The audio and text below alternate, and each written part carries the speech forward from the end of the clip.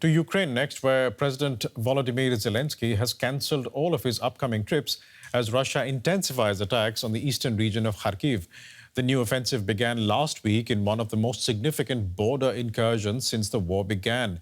The town of Vovchansk has seen some of the most intense battles, and almost 8,000 people have been forced to flee their homes. Residents are reluctantly leaving Vovchansk as fighting intensifies. Many arrive at this evacuation point on foot. It's become harder to drive out of the city with damaged roads and fighting on some streets. We're here evacuating people and helping everyone. The situation in Vovchansk is extremely difficult. The enemy is holding positions on the streets, so please evacuate. We're helping everyone. We're working on the spot. Together we will win. Glory to Ukraine. Nearly 8,000 people have been evacuated since Friday.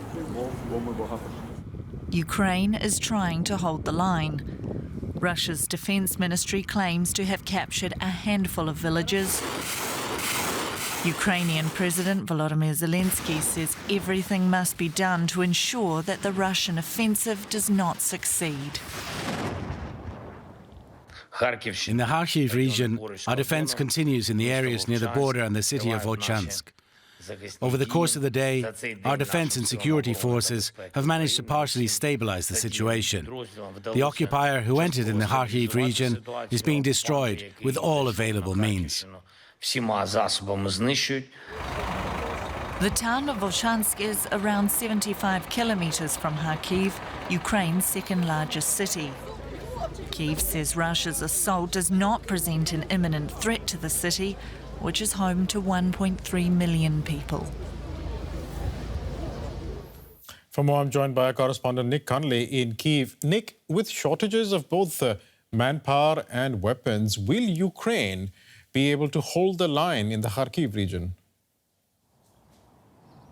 Well, Baresh, we are hearing from the Ukrainian military that they say they have slowed down that Russian advance near the border northeast of Kharkiv. I think in that part of the country, it is less about the kind of industrial, kind of positional warfare that we've seen in the east of the country, in Donbass, where it really is about having enough people in the trenches and having enough artillery shells to kind of return fire. This is all a lot more reminiscent of the first weeks of the war, where you basically have Russian troops even coming in on foot, and it's more a kind of game of hide and seek, finding where those troops are and trying to kind of control and kind of contain that Russian advance. So I think it's less about kind of resources for now. There's certainly more a question of the quality of Ukrainian military responses, especially in the first few days of all this. But certainly there is an expectation that maybe the Russians in a couple of days' time could take the city of Vovchansk. They are, as we believe, on the kind of northern outskirts. So it's still very difficult to get a really comprehensive picture. Access is very patchy for journalists, and even internet phone connection is very poor. Understandably. So often enough, it turns out that villages that are thought to be under Russian control aren't, and the other way around. So it is still almost a week into this border incursion, a pretty unclear picture. And how is the opening of this new front affecting morale around the country?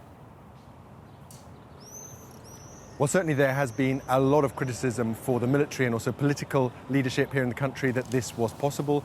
These were regions that were retaken by Ukraine in the autumn of 2022. They had a lot of time to prepare, and Ukrainians were seeing images of Russian soldiers coming in on foot, seemingly no anti-personnel mines there getting in the way, seemingly pretty easy for them to come in. Now, we have had a response from the government. They have said that basically it was impossible to build kind of deep concrete defences directly in that border zone because of constant Russian shelling from across the border.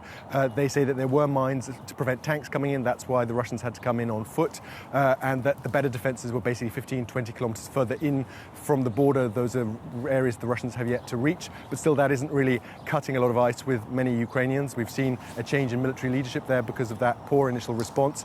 And there's also the wider question, obviously, of Western weapons. Right now, basically, by forbidding Ukraine from using using Western-produced weapons to attack Russia proper rather than Russian-occupied Ukraine. They basically encourage Russia to do these attacks from Russian territory because Ukraine is not able to use HIMARS or other Western-produced systems to attack the Russian logistics just beyond the border. So there's a lot of pressure now from Ukraine to get Western allies to reverse that position. The UK has already moved away from that position, and there was a lot of attention to Antony Blinken, who was here in Kiev, who seems to be moving towards changing that position. But for now, Ukraine is still in a very difficult position there. We'll leave it there for the moment. Our correspondent Nick Connolly in Kyiv, thanks so much.